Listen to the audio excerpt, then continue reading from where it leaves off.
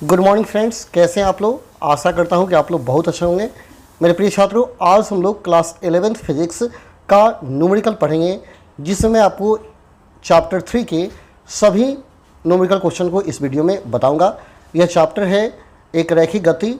इस चैप्टर से जितने भी न्यूमेरिकल क्वेश्चन हैं, सारे क्वेश्चन को मैं इस वीडियो में कवर किया है मैंने। आप वीडियो को अच्छा से देखिए, बहुत ही बढ़िया से आप समझ पाएंगे।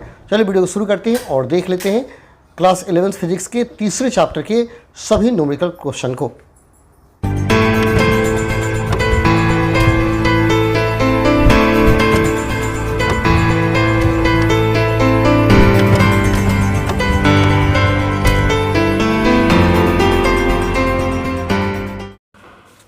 चलिए तो हम लोग शुरू करते हैं न्यूमेरिकल क्वेश्चन जो 11th फिजिक्स से लिया गया है।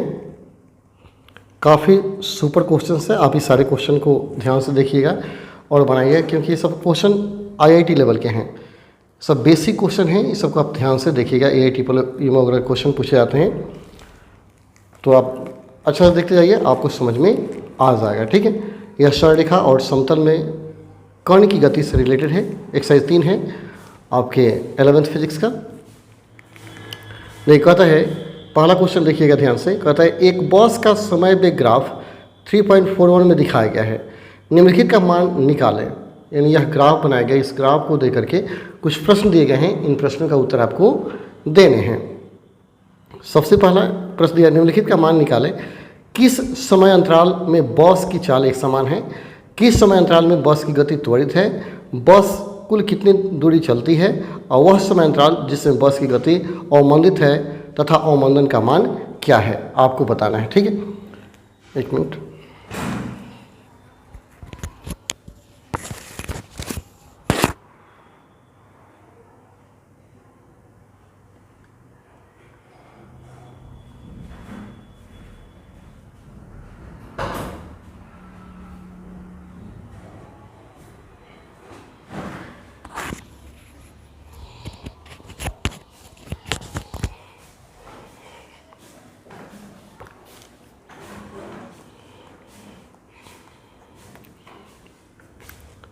तो देखिए, यह हम लोग क्वेश्चन को ध्यान से देखेंगे और फिगर देख करके हल करेंगे। ठीक है, तो ये तो केवल फिगर देखना है, आपको उत्तर बताना है, इसमें कुछ बनाना नहीं है। बनाने वाला क्वेश्चन को हम लोग हल करेंगे। देखिए ध्यान से, कहता है किस समय अंतराल में बस की चाल एक समान है। इस फिगर को आप ध्यान से समझिए।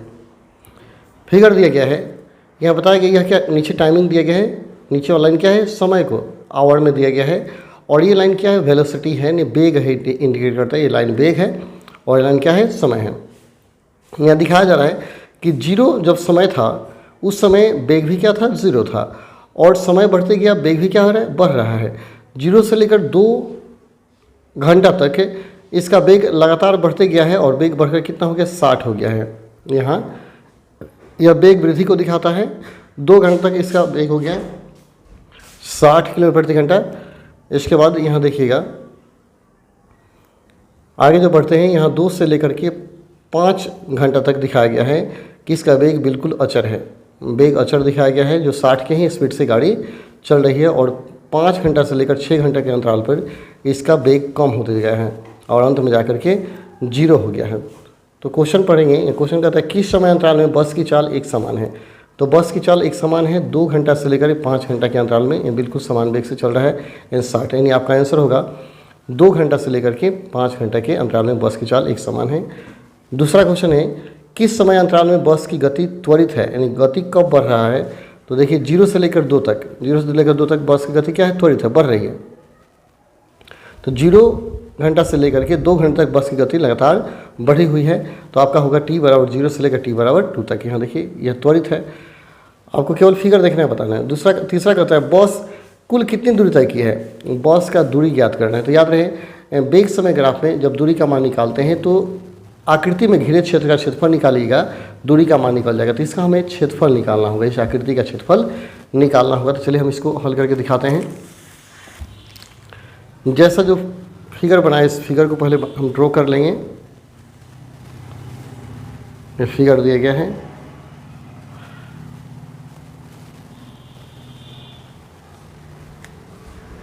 यहाँ 0 है, इसको मिला देंगे। 1 2 3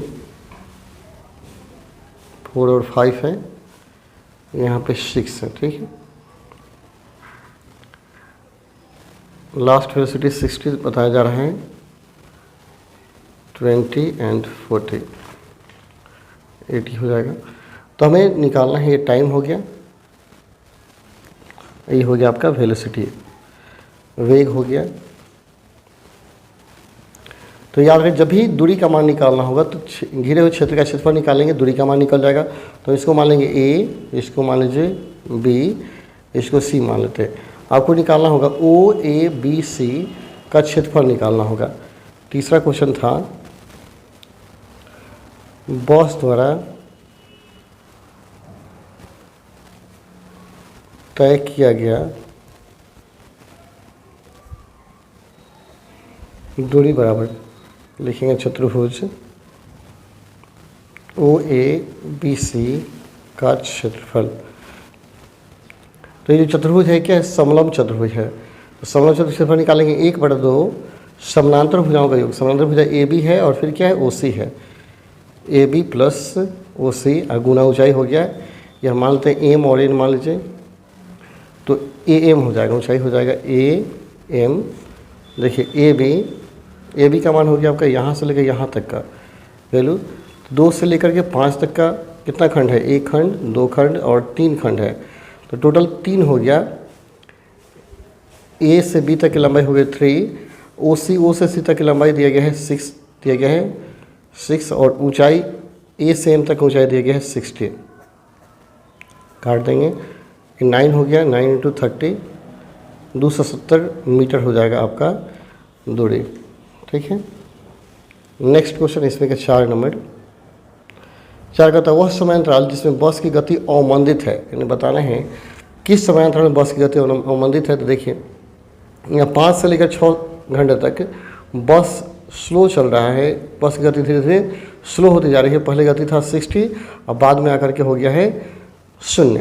तो 5 घंटे से लेकर के 6 घंटे के बीच में बस की गति अवमंदित है, यानी यहाँ से देखिए, यहाँ शुरू से यहाँ से लेकर यहाँ तक बस की गति बढ़ रही है, यह बस की गति अचर है, और यहाँ बस की गति अवमंदित है। तो 5 घंटा से लेकर 6 घंटे तक यहाँ लिखा जाएगा T बराबर 5 आवर से T बराबर 6 आवर के बीच बस की गति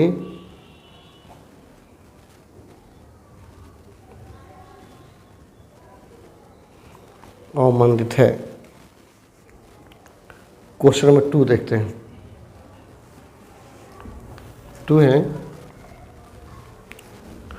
चित्र 3.42 में संरेखी गति करते हुए एक पिंड का समय त्वरण ग्राफ दिखाया गया है। निम्नलिखित का मान निकालें।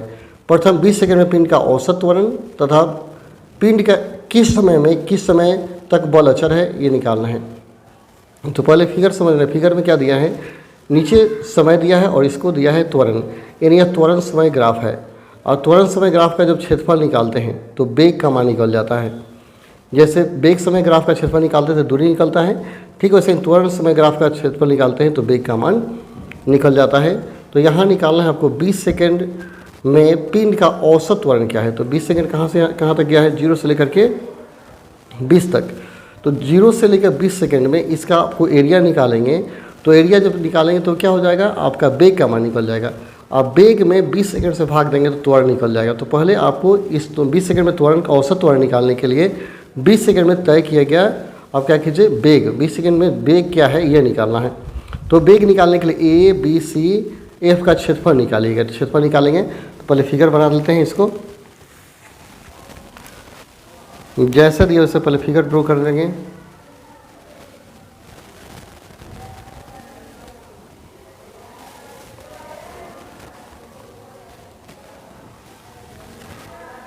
यहाँ O दिया गया है, यहाँ दिया गया B, ये है C है, यहाँ दिया गया, इसको मिलाते हैं फिर इसको मिलाते हैं तो ये हो गया E, और एक दिया गया है F, और यहाँ से ये आ गया D दिया गया है। ठीक है, जो भी अंक दिया है उसको लिखेंगे, 0 हो गया। फिर इसके मध्य में 5 है, यहाँ आपका 10 है, यहाँ 15, 20, 25 और 30 दिया गया है। यहाँ मैक्सिमम दिया गया है आपका 20 है। फिर आपका है 5, 10 और 15। यहाँ दिया गया समय और यहाँ दिया गया है वेग। तो सबसे पहला क्वेश्चन है 20 सेकंड में तय किया गया औसत त्वरण का मान निकालना है। तो 20 सेकंड में वेग निकालेंगे। लिखा जाएगा प्रथम 20 सेकंड में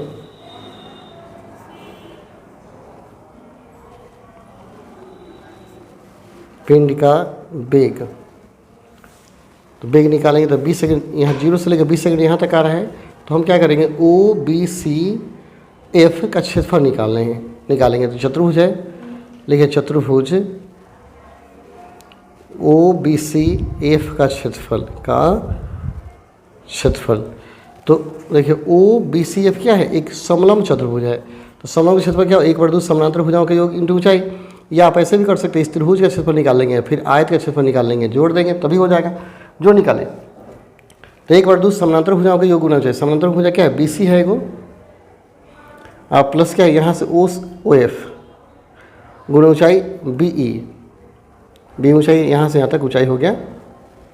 तो देखिए 1/2 BC, B से C तक का लंबाई क्या है, B से C तक यानी 10 से 20 तक, यानी एक छोटा खंड 5 है। तो 2 खंड बीच में है, तो 5 में 10 हो गया, BC का 10 हो गया। यानी यहाँ से EF का जो मान होगा वही क्या होगा, BC का मान होगा। एक खंड 5 है, तो इसके B और C के बीच में कई खंड है, 2 खंड है। तो BC का मान क्या होगा, 5 में 10 खंड हो जाएगा। OF का मान देखिए, O से लेकर F तक कितना है, 20 है, यहाँ रखेंगे 20। ऊंचाई B से E तक, यहाँ ऊंचाई कितना दिया है, 20 दिया है, यहाँ ऊंचाई हो गया आपका 20। 10 मल्टीपल करा देंगे तो 30 × 10 = 300 हो गया। 300 क्या हो गया, मीटर पर सेकेंड आपका वेग हो गया। इसलिए त्वरण निकालेंगे।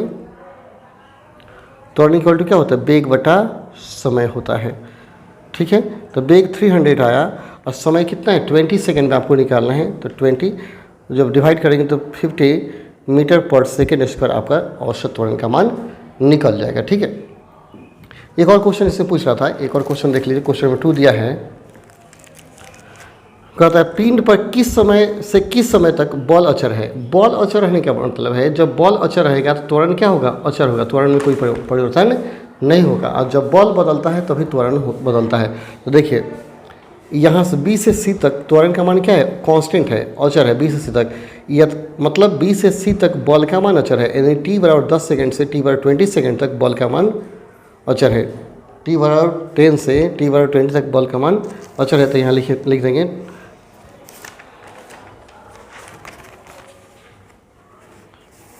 नंबर 2 में लिखेंगे t =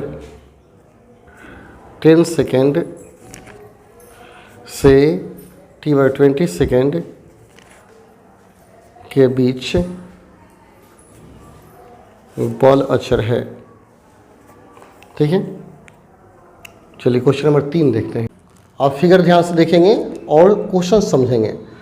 अधिकांश आप इस प्रश्न का जवाब फिगर से ही समझ आएंगे, फिगर से ही निकाल पाएंगे। देखिए दिया गया है, एक कार जैसे ही विरामावस्था से किसी दिशा में चलती है, ठीक उसी समय एक बस जो एक समान वेग से जा रही है उसके बगल से होकर उसी दिशा में निकल जाती है। दोनों का वेग समय ग्राफ चित्र 3.43 में दिखाया गया है। ज्ञात करें कि 15 सेकंड में कार और बस द्वारा चली गई दूरी कितनी है, दूरी में कितना अंतर है। और दूसरा कहता है कितने समय बाद यह अंतर समाप्त हो जाएगा, कितने समय बाद यह अंतर समाप्त हो जाएगा। तो यहाँ फिगर आप समझिए। देखिए फिगर दिया गया है, नीचे x अक्ष पर टाइम दिया गया है और y अक्ष पर वेलोसिटी वेग दिया गया है। और यह कार का है ग्राफ और यह बस का है। तो बस दिखा रहा है कि 30 के स्पीड से बिल्कुल एक समान चाल चल रही है, और कार क्या होता है, अपना स्पीड बढ़ाते जाती है और 45 का स्पीड हो जाता है एक समय, और 45 के बाद इसका स्पीड एक समान हो जाता है। ठीक है, यहाँ से स्पीड इसका समान हो गया और इसका स्पीड एक समान 30 के स्पीड से जा रहा है। ठीक है, तो पहला क्वेश्चन था 15 सेकंड में कार और बस द्वारा तय की दूरी में अंतर। तो 15 सेकंड यहाँ है तो कार द्वारा जब दूरी निकालिएगा तो यह त्रिभुज एक बन जाता है 15 सेकंड में। तो कार का दूरी त्रिभुज का क्षेत्रफल, फिर 15 सेकंड में बॉस का दूरी निकालेंगे तो इस आयत का क्षेत्रफल निकाल लेंगे और दोनों घटा लेंगे तो ये हो जाएगा। और कितने समय बाद अंतर समाप्त हो जाएगा, तो मान लेंगे x समय, तो x टाइम में हम क्या करेंगे, बॉस का क्षेत्रफल निकाल लेंगे, बॉस यानी आयत का क्षेत्रफल, और इस जो समलंब चतुर्भुज बनेगा इसका क्षेत्रफल निकाल लेंगे, दोनों बराबर करेंगे तो x का मान निकलेगा। थोड़ा टफ होगा लेकिन बनाते हैं। चलिए पहले फिगर बनाइए। सबसे पहले हम फिगर बनाएंगे, क्वेश्चन नंबर 3 है, जो फिगर है उसको ड्रॉ करते हैं। ध्यान से देखेंगे बिल्कुल समझ में आ जाएगा। ये कार के लिए है, ठीक है, और बस एक समान चाल से चल रही है, एक समान चाल से ये चल रही है, ठीक है। और देखिए यहाँ इसको डॉट लाइन से मिलाया गया है, जैसे दिया है उससे मैंने बना दिया, और इसको भी मिला दिया गया है, हमने मिला दिया, ठीक है। और यहाँ जो काट रहे इसको भी मिला देना है। इसके बाद यहाँ एक पॉइंट इसमें है, तो यहाँ अंतराल 5 का है, 5, 10, 15, 20 और ये 25, आगे बढ़ते जा रहे हैं, ठीक है। यहाँ हो गया 15, 30, 45, ठीक है। ये बस का है और ये है आपके कार के लिए, ठीक है। इसको मान लेते हैं पॉइंट ए, बी मान लीजिए, ठीक है। इस जो पॉइंट है इसको मान लीजिए सी मान लीजिए, जो पॉइंट मानिए सी मान लीजिए अपने मन से। यहाँ पर भी पी मान लेते हैं, यहाँ क्यू मान लेते हैं, कुछ मान लीजिए, और पी यहाँ आर मान लीजिए, ठीक है। सारे पॉइंट को हमने दिखा दिया। इसको टाइम दिया गया है, एक शख्स पे टाइम जो कि सेकंड में है। यहाँ वेलोसिटी दिया है, वाई एक्स पे वेग दिया गया है, यहाँ दिया गया है वेग, वेलोसिटी मीटर प्रति सेकंड में दिया गया है, ठीक है। तो देखिए, और सबसे पहला क्वेश्चन है 15 सेकंड में कार और बस द्वारा तय की गई दूरी का अंतर। तो 15 सेकंड में कार दूरी तय करेगा, ये टोटल इस त्रिभुज के क्षेत्रफल निकाल लेंगे। यानी पहला क्वेश्चन जब लिखेगा 15 सेकंड में कार द्वारा तय किया गया दूरी बराबर त्रिभुज हो जाएगा ओ ए पी का क्षेत्रफल। त्रिभुज क्षेत्रफल क्या होता है, 1/2 आधार गुणा ऊंचाई। आधार क्या है, यहाँ से ओ से ए तक 15 है, और ऊंचाई क्या है, पी से ए तक 45 है। तो 15 में 45 से गुना करके 2 से डिवाइड कर देंगे। तो 15 में 45 से गुना 2 से डिवाइड करेंगे तो आएगा 337.5 मीटर। गुना करके भाग दे दीजिए, आ जाएगा। अब निकालेंगे पुनः 15 सेकंड में बॉस द्वारा तय किया गया दूरी, तय किया गया दूरी बराबर। तो 15 सेकंड बॉस द्वारा तय किया दूरी, तो क्या होगा, 15 सेकंड यहाँ आ रहा है, तो क्या करें, आर सी पी ओ का क्षेत्रफल, चतुर्भुज लिखेगा, चतुर्भुज ओ आर सी पी का क्षेत्रफल। तो चतुर्भुज क्षेत्रफल क्या होगा, लंबाई गुना चौड़ाई, यानी 15 लंबाई है, चौड़ाई क्या है 30 है, 15 से 45 450 मीटर हो गया। अब अंतर निकालना है, दूरियों का अंतर, दूरियों का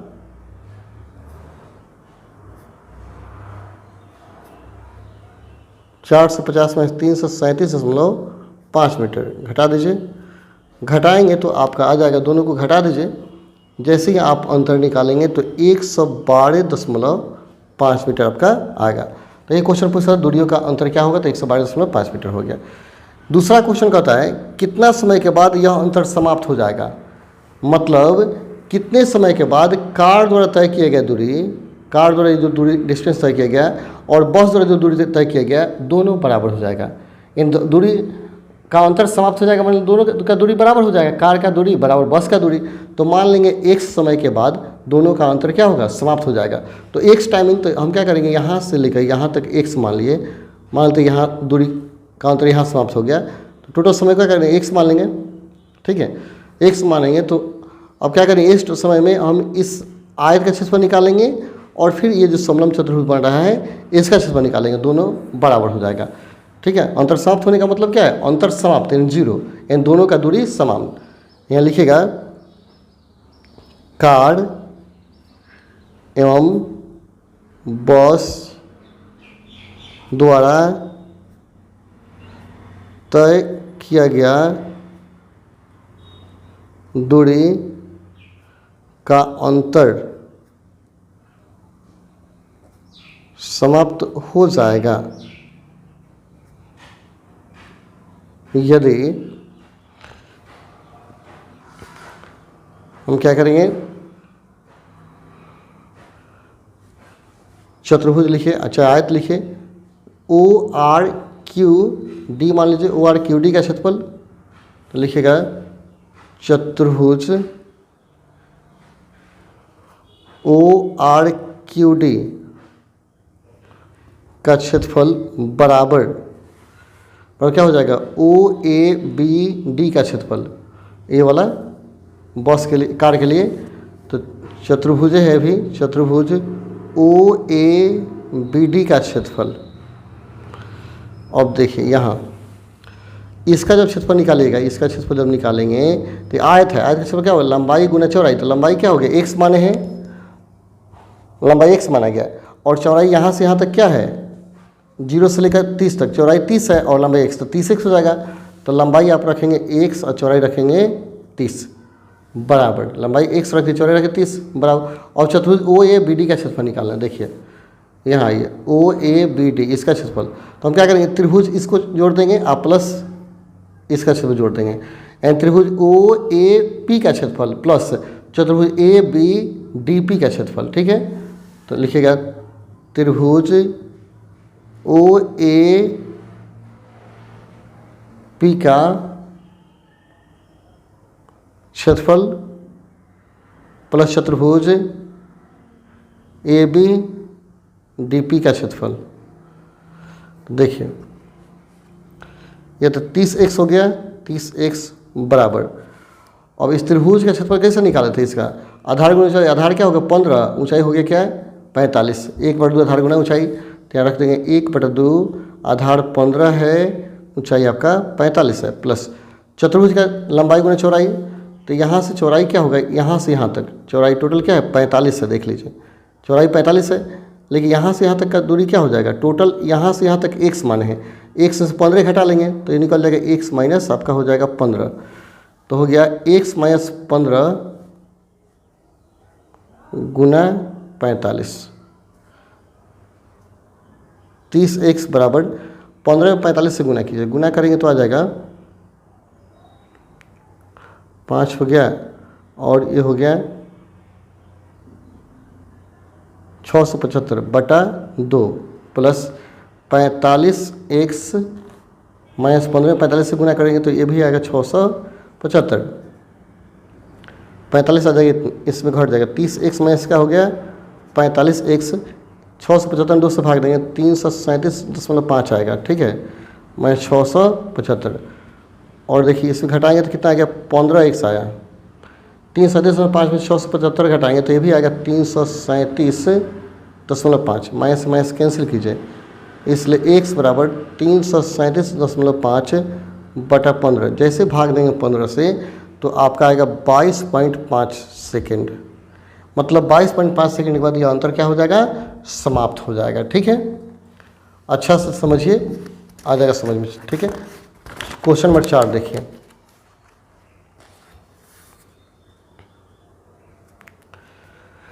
पहले क्वेश्चन देखते हैं, समझते हैं इसको बनाएंगे। कहता है ऊर्ध्वाधर ऊपर की ओर फेंके गए एक पिंड का समय वे ग्राफ दिखाया गया है, ग्राफ दिखाया गया है, ग्राफ में निम्नलिखित का मान निकालें। जिस स्थान से पिंड को ऊपर की ओर फेंका गया था वहां से वह कितना ऊपर जाता है। इसका कहता है पिंड प्रारंभ से कितने समय के बाद फेंके गए स्थान पर वापस आ जाता है। तो देखिए यहाँ दिखाया गया है कि इस ग्राफ को देखिएगा तो पता चलेगा कि शुरू में क्या है, बेग है, या वेलोसिटी दिया गया है, बेग है 40 का स्पीड, 40 मीटर पर सेकेंड, और एक और बेग क्या हो, कम होते जा रहे हैं, ठीक है। यहाँ जाकर नेगेटिव वेग हो गया, नेगेटिव माने क्या, उल्टी दिशा में आने लगा।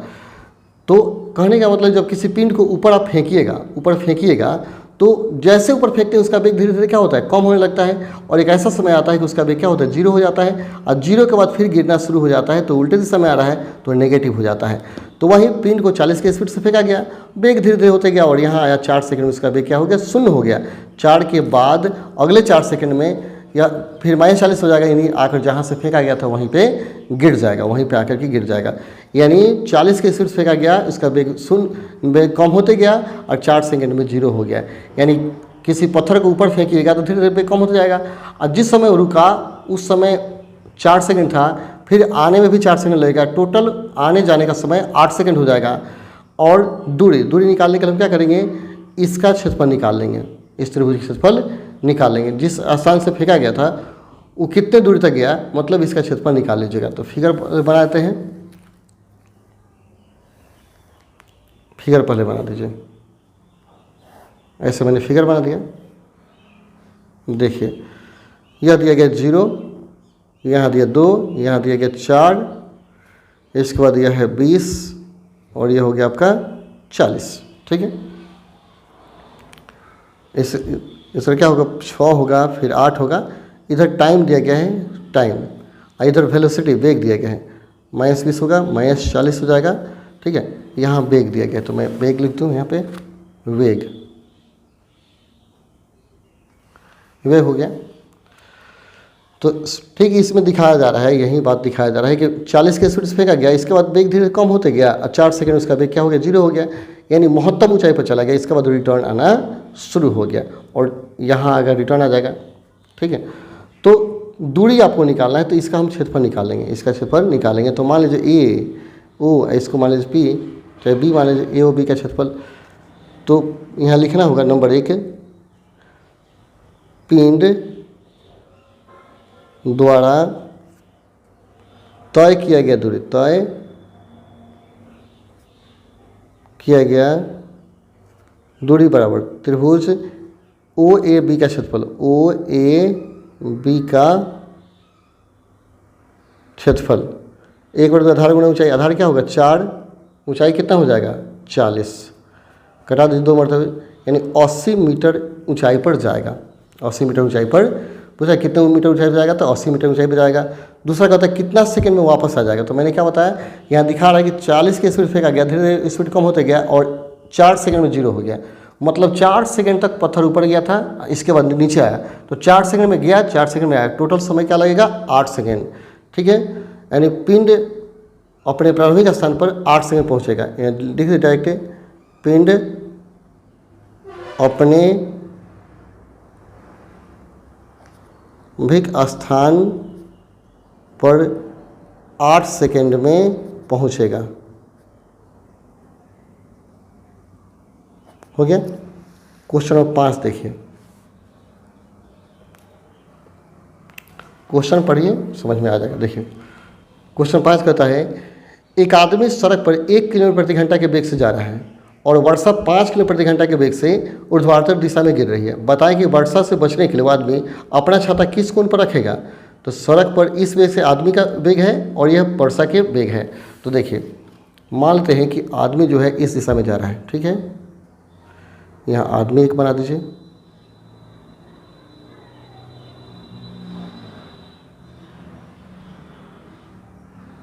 याद में हो गया, इस दिशा में जा रहा है। इसका वेग है 1 किलोमीटर प्रति घंटा, 1 किलोमीटर प्रति घंटा है और वर्षा नीचे गिर रही है। ठीक है, तो हम नीचे की तरफ ही गिराएंगे।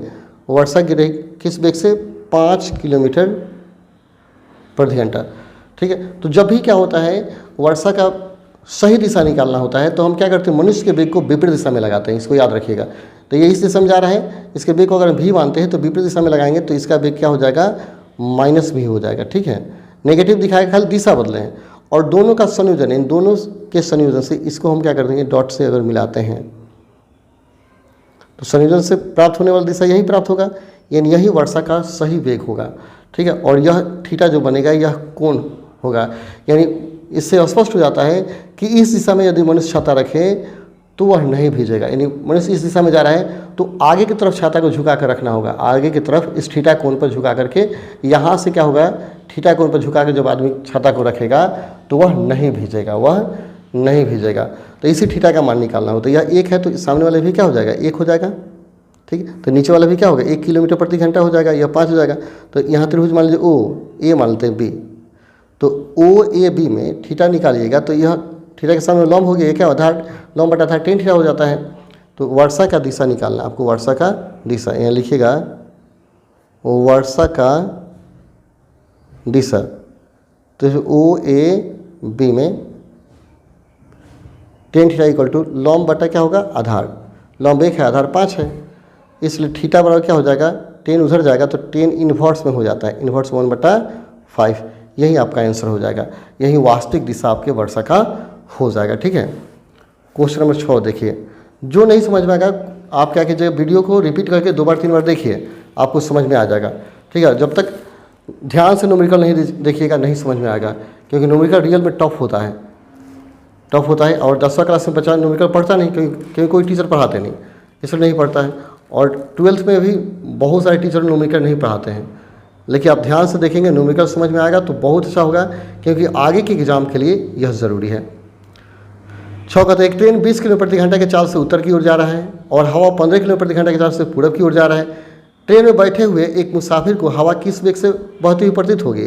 तो देखिए फिगर पहले बनाते हैं। एक ट्रेन है, मानते हैं ये ट्रेन हो गया, यह जा रहा है 20 किलोमीटर प्रति घंटा के चाल से और परपेंडिकुलर दिखा रहा है और हवा 15 के चाल से, चलिए कहीं बना सकते हैं, नीचे की तरफ भी लिख सकते हैं, हवा चल रहा है 15 के चाल से, 15 किलोमीटर प्रति घंटा के चाल से चल रहा है, ठीक है। तो देखिए सही दिशा निकालने के लिए हमें क्या करना होगा, पहले डायरेक्शन बनाना होगा। देख यह कह रहा है किस दिशा में कह रहा है, यह दिशा दिया है उत्तर। अगर आप इसको उत्तर मानते हैं कुछ तरीके तो इधर क्या होगा, दक्षिण होगा, इधर होगा साउथ होगा, ठीक है। और इधर होगा ईस्ट, इधर होगा वेस्ट, ठीक है। इसको याद रखिएगा, ऐसा डायरेक्शन बना देना पड़ेगा, नॉर्थ साउथ ईस्ट और क्या हो गया, वेस्ट हो गया, ठीक है। तो यहाँ कहता है इस दिशा में, नॉर्थ दिशा में क्या होता है, आदमी जा रहा है, अब पूर्व दिशा में क्या होता है, आपका हवा चल रहा है, हवा चल रहा है। तो ट्रेन में बैठे मुसाफिर को हवा किस वेग से बढ़ रही है, तो उसको निकालने के लिए हम क्या करेंगे, ट्रेन को विपरीत दिशा में लगाएंगे, इस दिशा में लगा देंगे, विपरीत दिशा में लगाएंगे। लगाने के बाद इन दोनों का संयोजन कर लेंगे, दोनों का संयोजन कर लेंगे तो ये प्राप्त होगा, ये प्राप्त होगा, थीटा कोण पर है, ठीक है। तो यही क्या होगा, आपका वेग हो जाएगा, वास्तविक वेग आपका प्राप्त होगा, हवा का वास्तविक वेग। तो इसको ओ मान लीजिए, इसको आपने ई तो माना ही है, इसको ए मान लेते हैं। तो हवा का वास्तविक वेग वो दिशा में होगा, यहाँ लिखिएगा हवा का वास्तविक वेग ओए दिशा में होगा, ओए दिशा में होगा। ओए दिशा मतलब क्या है, ईस्ट और साउथ के मध्य में, ईस्ट और साउथ के मध्य में, ईस्ट एवं साउथ के मध्य में, याद रखेंगे। और ओए बराबर, ओए निकाल लीजिए।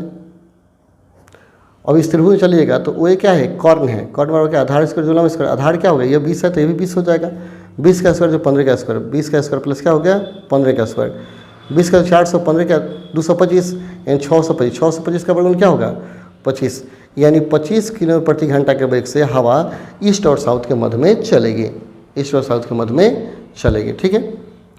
ध्यान से देखिए समझ में आएगा। चलिए क्वेश्चन नंबर 7 देखते हैं। पहले क्वेश्चन समझ लीजिए फिर हम लोग बनाते हैं। क्वेश्चन दिया है, एक नाविक नदी की धारा के दुगने वेग से नाव चलाता है।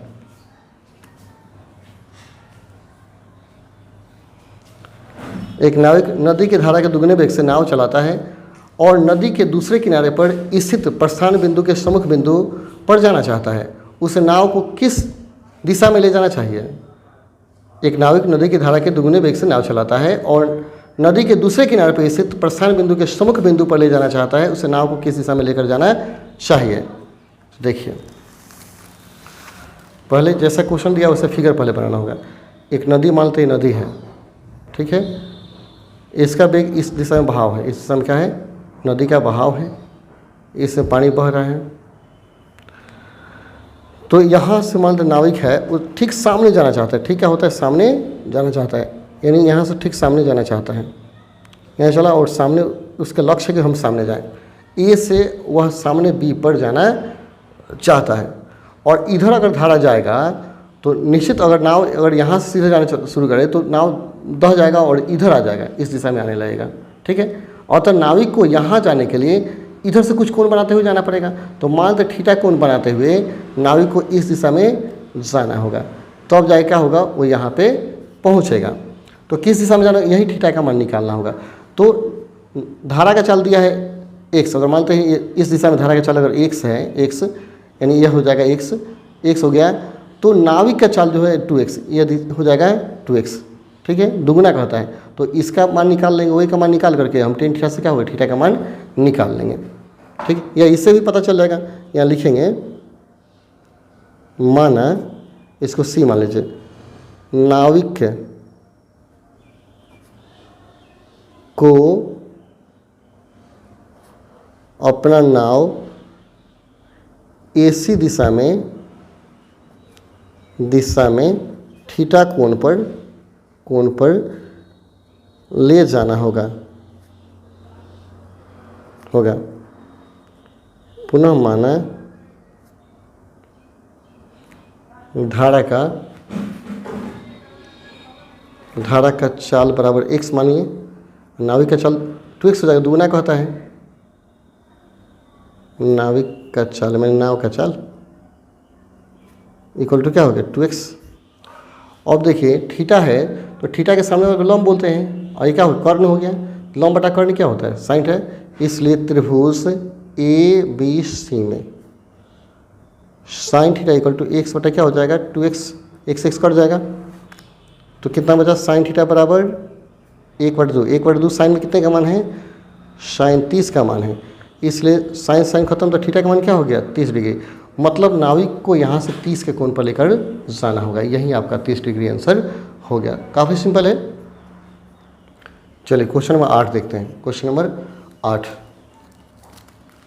जहाँ नहीं समझ में आए वीडियो रिपीट कीजिए और फिर उसे बनाइए। क्वेश्चन 8 पढ़िए। 8 कहता है 2 किलोमीटर प्रति घंटा के चाल से चलते हुए एक मनुष्य को वर्षा की बूंदें ऊर्ध्वाधर रूप से गिरती हुई मालूम होती है। जब वो आदमी चाल बढ़ाकर 4 किलोमीटर प्रति घंटा कर देता है तो वर्षा की बूंद 45 कोण पर गिरती है। वर्षा की बूंदों की गति तथा वास्तविक दिशा निकालिए। देखिए इसको फिगर बनाते हैं।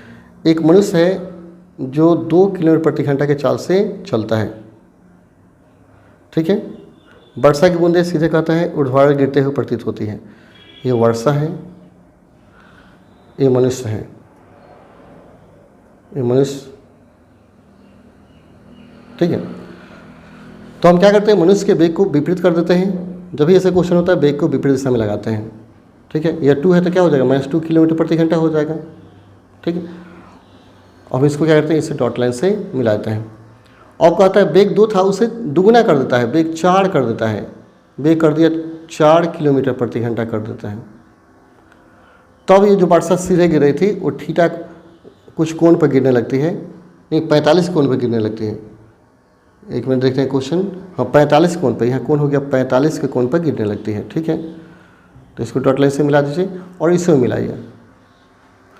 तो अब कहता है कि इसका वेग क्या है, अगर 45 कोण गिरते हैं इसका मान क्या है, ये पूछ रहा है, इसका मान पूछ रहा है। तो देखिए सिंपल सा आप देखिएगा, अगर इस दिशा में यह 2 है तो ये इसका मान भी क्या हो जाएगा 2 होगा। नेगेटिव की को सोल्यूशन में शामिल नहीं करते हैं, ये दिशा बताता है कि वो नेगेटिव की विपरीत दिशा लगाएगा। तो इसको मान लीजिए O, इसको मानते A, इसको मानते हैं B, यानी वर्षा का जो दिशा होगा वो भी दिशा होगा। अभिष्ट वर्षा की दिशा वो भी दिशा होगी, यानी वर्षा की दिशा लिखेगा, वर्षा की दिशा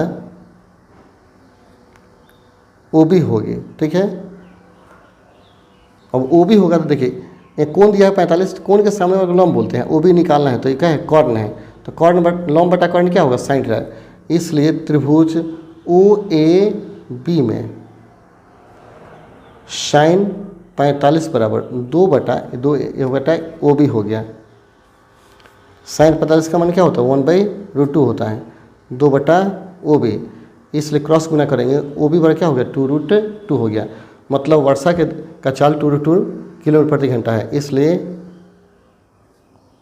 वर्षा का चाल बराबर 2√2 किलोमीटर प्रति घंटा, ये आंसर हो गया। और दिशा तो 45 है ही। क्वेश्चन नंबर 9 देखिए।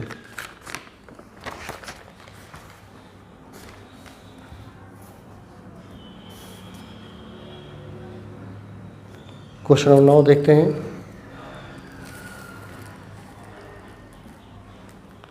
नौ दिया गया है, सड़क पर 3 किलोमीटर प्रति सेकेंड के वेग से जाते हुए एक आदमी को 22 मीटर प्रति सेकेंड वेग से ऊर्ध्वाधर गिरते हुए वर्षा की बूंदे का सामना करना पड़ता है। वर्षा की बूंदों का सामना करना पड़ता है। आदमी अपने आप को वर्षा की बूंदों से बचाने के लिए किस कोण पर छाता को रखे? तो काफ़ी सिंपल दे दिया, देखिए काफ़ी आसान है। एक आदमी हो गया, इधर आदमी जा रहा है, एक आदमी हम बना ही देते हैं।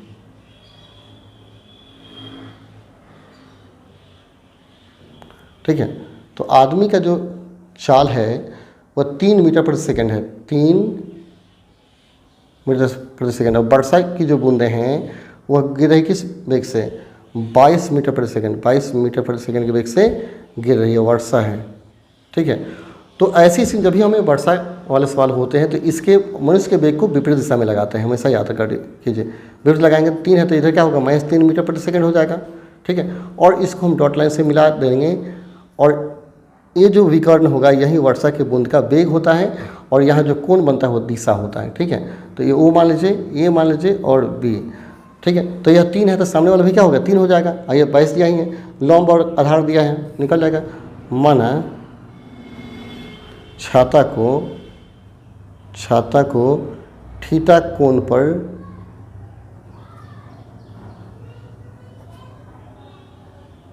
रखना होगा त्रिभुज ओ ए बी में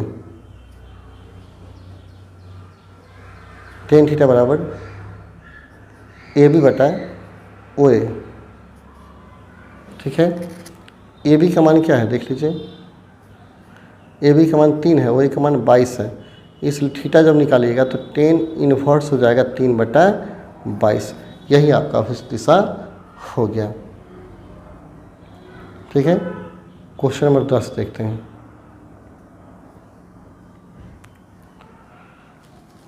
क्वेश्चन पढ़ते हैं। सबसे पहला काम है क्वेश्चन को अच्छा से समझिए, इसके बाद सवाल बनाइएगा। 10 दिया है यहाँ, एक गेंद 45 के कोण पर प्रक्षेपित किया जाता है, 45 कोण के ऊपर फेंका गया, वह प्रक्षेप बिंदु से 2 मीटर पर स्थित एक दीवार को ठीक पार कर जाता है। प्रक्षेप बिंदु 2 मीटर पर एक दीवार है जिसको वो पार कर जाता है। यदि गेंद दीवार के दूसरी ओर 4 मीटर की दूरी पर जमीन से टकराता है तो दीवार की ऊंचाई ज्ञात करें। दीवार की ऊंचाई आपको निकालना है। तो पहले इसको फिगर ड्रॉ करते हैं। सबसे पहले फिगर से आप समझ पाएंगे। देखिए एक गेंद है, पहले एक्स और वाई अक्ष ले लीजिए, एक्स और वाई अक्ष हमने ले लिया। ठीक है, एक गेंद है जो फेंकेंगे तो इस तरह क्या होगा, गिरेगा। पहले उसका वेग क्या होता है, घटते जाता है, एक समय आता है कि शून्य हो जाता है, इसके बाद क्या होगा, नीचे गिर जाता है। तो कहता है एक यह दीवार को पार करता है, तो यहाँ दीवार हम खड़ा कर देते हैं। एक दीवार को यह पार किया, एक दीवार है, जो दीवार यहाँ से दूरी है कितना, 2 मीटर पर दूरी है, 2 मीटर पर यह दीवार खड़ा है। ठीक है, या वेग मान लीजिए यू, वेग मान लेते हैं यू है। ठीक है, और कोण यहाँ मान लीजिए थीटा मान लीजिए। दीवार जो है उसकी ऊंचाई को वाई कह देते हैं, ठीक है। चलिए, और कहता है क्वेश्चन 45 को प्रक्षेपित किया था, थीटा का 45 दिया गया और 2 मीटर पर दीवार खड़ा है और ज़मीन के बाद 4 मीटर, यहाँ से यहाँ तक 4 मीटर की दूरी पर क्या होता है, गिरता है। यानी यहाँ पत्थर गिरा है, यहाँ से दूरी हो गया 4 मीटर। यहाँ मान लेते हैं कोई पॉइंट देते हैं, ए बी सी डी कुछ भी दे सकते हैं, कोई दिक्कत नहीं। ठीक है, इतना दिया गया है। तो अब कहता है बताइए यह दीवार कितना ऊंचा था, दीवार कितना ऊंचा था। तो इसको ट्रेजेक्ट्री कहा जाता है, ट्रेजेक्ट्री कहते हैं। यानी परवलय ये पथ जो है यह प्रक्षेप पथ का, ट्रेजेक्ट्री का अर्थ होता है प्रक्षेप पथ। ठीक है, जिसमें y का एक समीकरण याद रखना होगा आपको। यहाँ जो दिया गया उसको पहले लिख दीजिए। यहाँ दिया गया है थीटा का मान दिया है 45 के कोण पर कहता है फेंका जाता है, और यहाँ से यहाँ तक दूरी दिया है, x का वैल्यू दिया गया है 2 मीटर दिया गया है, ठीक है। और टोटल यहाँ से यहाँ तक जिसको क्या बोलते हैं रेंज, यहाँ से यहाँ तक का दूरी क्या 4 + 2 6 हो जाएगा। तो r का मान हो गया 4 + 2 = 6 मीटर हो गया, ठीक है। तो y निकालना है, तो याद रखिए y बराबर होता है, एक सूत्र याद करेंगे, y बराबर आप इसे रट जाएंगे x tan थीटा 1 - x बटा r, ठीक है। यह वक्र पथ का समीकरण होता है। तो x का मान क्या दिया 2 दिया है, इस यहाँ तक की दूरी को x कहा जाता है, याद रहे, जितनी दूरी पर कोई पिंड खड़ा है। तो x का मान हो गया 2, और tan थीटा का मान क्या है 45, 1 - 2 बटा r का मान क्या हो गया 6, 2 tan 45 का मान क्या होगा 1, ये 2 3 6 कट जाएगा, तो 1 में 1 पर क्या हो गया 3 हो गया, 2 3 6 काट दीजिए, तो हो गया 2 गुना 3 में से क्या 2 बटा 3 आ गया, कितना आ गया 4 बटा 3 मीटर हो गया, आपके दीवार की ऊंचाई हो गया, ठीक है। क्वेश्चन नंबर 11 देखिए,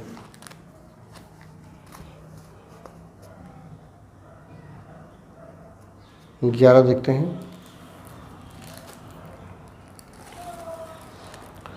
11 दिया है, एक पत्थर, यहाँ देखिएगा, एक पत्थर एक मीनार की चोटी से क्षैतिज दिशा में 30 का कोण बनाता हुआ ऊपर की ओर 16 मीटर प्रति सेकंड के वेग से फेंका जाता है। फेंकने के 4 सेकंड के बाद वह पृथ्वी से टकराता है। 4 सेकंड बाद पृथ्वी से टकराता है। पृथ्वी मीनार की ऊंचाई तथा पत्थर का क्षैतिज परास ज्ञात कीजिए। अब देखिए, मीनार के ऊपर से फेंक रहे 30 का कोण बनाता हुआ, ठीक है, और 16 के स्पीड से 4 सेकंड बाद वो पृथ्वी से टकराता है। तो मीनार से की ऊंचाई तथा पत्थर का क्षैतिज परास ज्ञात करना है। देखिए, यहाँ एक मीनार बनाते हैं, एक मीनार यानी टावर हो गया, एक टावर हमने बना दिया,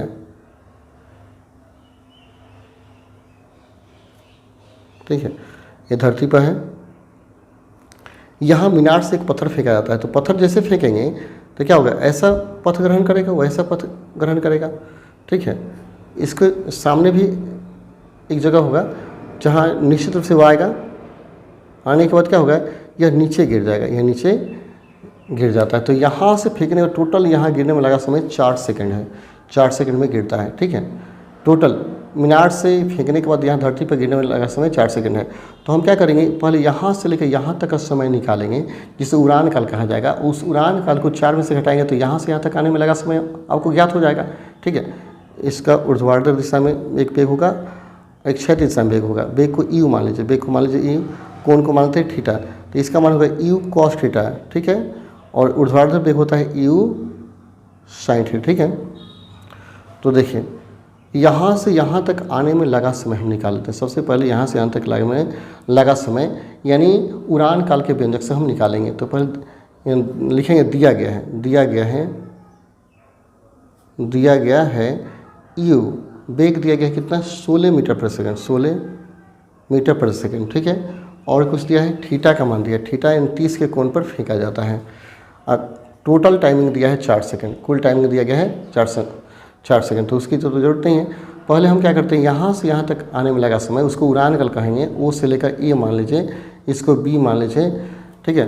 यानी पिंड को ओ से ए तक आने में लगे समय को उड़ान काल कहा जाएगा। उड़ान काल को क्या बोलते हैं, टाइम पीरियड, कितना देर आसमान में रहा उसको टाइम पीरियड कहेंगे। तो सबसे पहले आपको काम है कि उड़ान काल का मान निकालिए, टी का मान निकालिए। जब टी का मान निकल जाएगा तो 4 टोटल समय दिया है, टोटल समय से हम क्या करेंगे, उड़ान काल का मान घटा देंगे। जब उड़ान काल का मान घटाएंगे तो पता चल जाएगा कि यहाँ से ए से बी तक आने में लगा समय कितना है। तो यहाँ लिखिए, चूँकि उड़ान काल मतलब ओ से ए तक जाने में लगा समय, टी बराबर, फॉर्मूला याद रखिएगा, टी बराबर होता है 2u साइन थीटा बटा होता है जी, ठीक है। तो 2u का मान क्या है 16 दिया है, साइन थीटा का मान क्या है 30 है, बटा जी का मान 9.8 तो होता है, लेकिन लगभग 10 भी आप रख सकते हैं, लगभग 10 भी आप यहाँ रख सकते हैं, ठीक है। तो हम ऐसा करते हैं 10 ही रखते हैं, या 9.8 भी रखेंगे चलेगा। तो भाग देने में थोड़ा सा परेशानी होगी। तो देखिए यहाँ क्या करेंगे, 16 दूना 32 हो जाएगा, और 37 का मान क्या हो 1/2 9.8 हो गया। तो भाग देंगे क्या होगा 16/9.8 हो गया, 9.8 आ गया। 16 में 9.8 से हमको क्या करना है भाग देना है। 16 में क्या कीजिए 9.8 से भाग दीजिए तो लगभग यानी 1.6 से ज़्यादा आएगा। अगर 10 होता तो 1.6 होता, तो 1 पॉइंट हम मान लेते हैं 7 के आसपास आएगा, लगभग कर दीजिए लगभग, ठीक है। इतना सेकंड आगे कहाँ से कहाँ तक, यानी यहाँ से लेकर यहाँ तक आने में, ए तक आने में लगा समय। तो हम ए से बी तक आने में लगा समय निकाल लेंगे। अतः यहाँ लिखिएगा, अतः ओ से ए तक आने में लगा समय बराबर 1.7 सेकेंड। इसलिए ए से बी तक आने में लगा समय बराबर 4 में से 1.7 घटा लेंगे तो घटाएंगे कितना आएगा 3 आएगा, और 3 में से गया 2.3 सेकेंड हो गया, ठीक है। अब देखिए एक चीज़ आपको देखना है क्वेश्चन में। अब देखिए क्वेश्चन कहता है कि आपको क्या करना है, निकालना है इसमें पृथ्वी से मीनार की ऊंचाई तथा पत्थर का क्षैतिज परास। इस मीनार का हाइट निकालना है, ऊंचाई निकालना है। तो ऊंचाई निकालने का मतलब है कि आप यहाँ से यहाँ तक पत्थर को आने में लगा समय कितना है 2.3 सेकेंड है, 2.3 सेकेंड है, ठीक है। और यहाँ पे क्या होता है पत्थर जो आएगा तो इसका बेग एक ठीक नीचे की तरफ होगा और एक बेग क्या होगा इधर होगा। तो इस वाले नीचे वाले बेग को यू साइन थीटा कहा जाएगा, ठीक है। इस बेग को यू कॉस थीटा कहा जाता है। तो इस बेग का मान भी है और नीचे आ रहा है त्वरण का मान भी है। तो हम क्या करेंगे, दूरी यहाँ से यहाँ तक आने में जो लगा दूरी होगा वही क्या होगा इसका ऊंचाई होगा, इसके सहायता से। तो दूरी निकालिएगा तो यहाँ लिख सकते हैं, इसलिए मीनार का ऊंचाई जब निकालिएगा, मीनार का ऊंचाई यानी पत्थर का ऊंचाई बराबर लिखिएगा पत्थर का ऊर्ध्वाधर दिशा में तय किया गया दूरी होगा।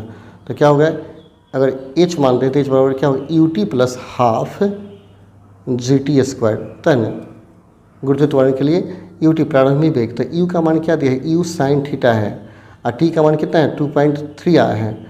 हाफ g का मान क्या होता है 9.8 होता है और t का मान 2.3 का स्क्वायर कर देंगे, ठीक है।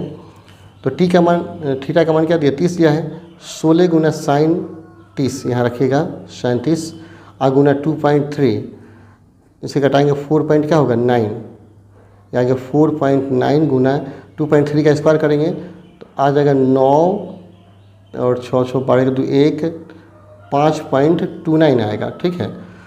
अब यहाँ 16 गुना 1/2 हो जाएगा गुना 2.3 हो जाएगा और 4.9 गुना हो जाएगा 5.29। इसको हल कर देंगे, जोड़ घटाव जब कर लेंगे, जैसे आप जोड़ घटाव करेंगे तो आपका आ जाएगा 4.46 पॉइंट आ जाएगा 46.4 मीटर आएगा। अब गुना कर लीजिएगा इतना आएगा, यानी मतलब ये क्या हो गया आपके मीनार का ऊंचाई हो गया। और क्षैतिज परास यहाँ से यहाँ तक का दूरी पूछता है, दूरी जब पूछ रहा है तो दूरी बराबर क्या हो 4 गुना समय। तो यहाँ टोटल ऊपर से नीचे फेंके हैं, मैंने पत्थर को यहाँ से यहाँ तक आने में लगा समय 4 सेकंड है और इस दिशा में चाल क्या है यू कॉस थीटा है। तो दूरी बराबर 4 गुना समय हो जाएगा। तो यहाँ जब परास निकालिएगा रेंज पूछ रहा है रेंज, और रेंज आर बराबर यू कॉस थीटा इंटू क्या होगा, यानी दूरी 4 गुना समय 4 हो जाएगा। यू का मान 16, कॉस थीटा का मान कॉस 30 हो जाएगा गुना 4 हो गया, कॉस 30 गुना रख देंगे तो यहाँ कॉस 30 इंटू 4 हो गया, ठीक है। तो 16 गुना कॉस 30 का मान क्या होता है √3/2 काट लेंगे 32 √3 या 32 गुना 1.732। जैसे गुना करेंगे तो 55.4 मीटर आएगा। ये आपके रेंज का मान हो गया, सिंपल है। चलिए 12 नंबर क्वेश्चन देखते हैं।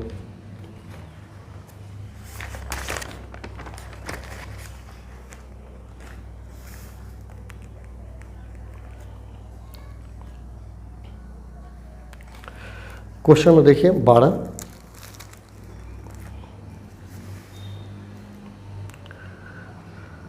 बता दिया है एक बैलून 12 मीटर प्रति सेकंड के वेग से ऊर्ध्वाधर दिशा में ऊपर की ओर जा रहा है। जब यह पृथ्वी की सतह से 65 मीटर की ऊंचाई पर रहता है तो एक पत्थर धीरे से इससे अलग हो जाता है। कितने समय में पत्थर जमीन पर पहुंच जाएगा? कितने समय में पत्थर जमीन पर पहुंच जाएगा? तो सिंपल है, ऊपर जा रहा था बैलून, लेकिन उससे क्या हो, पत्थर एक अलग हो जा रहा है, तो कितने समय में ज़मीन पर पहुंचेगा ये आपको बताना है। ऊंचाई दिया गया है 65 मीटर की ऊंचाई पर अलग होता है। तो देखिए, आप याद रखिएगा, जब भी कोई पत्थर ऊपर उठे,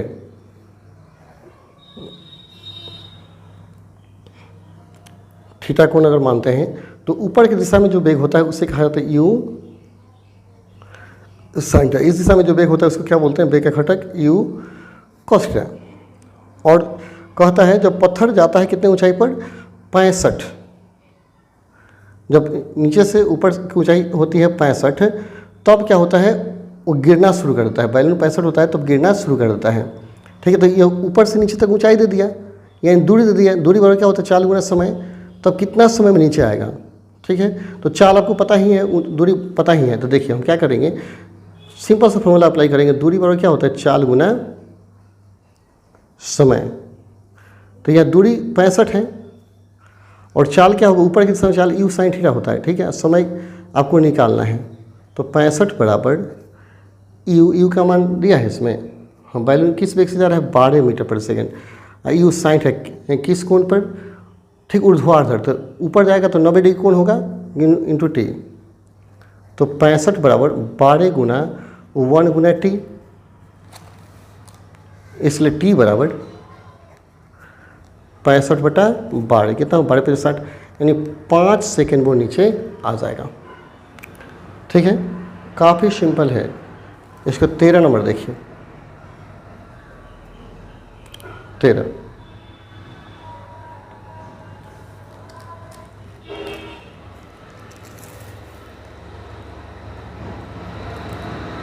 13 दिया है। एक प्रक्षेप्य समय समतल भूमि से 15 कोण पर प्रक्षेपित किया जाता है। जमीन पर वापस आने में पहले यदि वो 5 मीटर की दूरी तय करता हो तो उसका प्रक्षेप वेग क्या है? प्रक्षेप वेग आपको बताना है। ठीक है, तो देखिए सिंपल जो दिया गया उसको लिस्ट बनाइए। सब आसान क्वेश्चन है, आप लिखिएगा दिया गया है थीटा का मान क्या है? 15 डिग्री कोण पर फेंका जा रहा है। ठीक है, इसके बाद क्षैतिज दूरी आर का मान, क्षैतिज दूरी को परास बोलते हैं 5 मीटर है। ठीक है, तो यू का मान निकालना है। ठीक, तो सूत्र क्या होता है? सूत्र आप पढ़े होंगे, सूत्र आर बराबर यू स्क्वायर साइन 2 थीटा बटा जी। पढ़े इसको? तो देखिए आर का मान 5 दिया ही है, यू स्क्वायर निकालना है। साइन 2 थीटा का मान क्या रखेंगे? 15, और जी का मान क्या होगा? 10 रखिएगा। 10 बजे 50 हो जाएगी।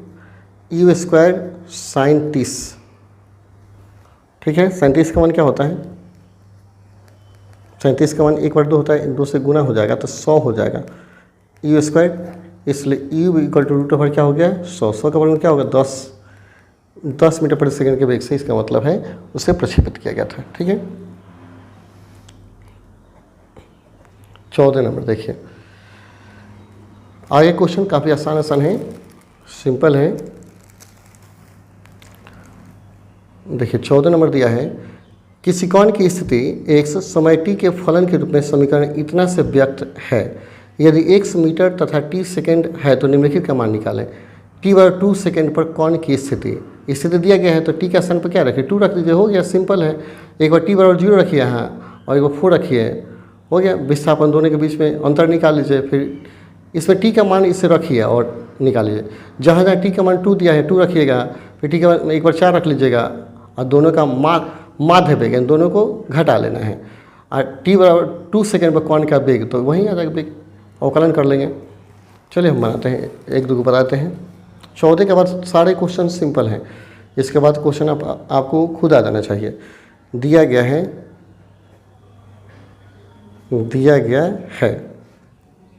देखिए विस्थापन, x बराबर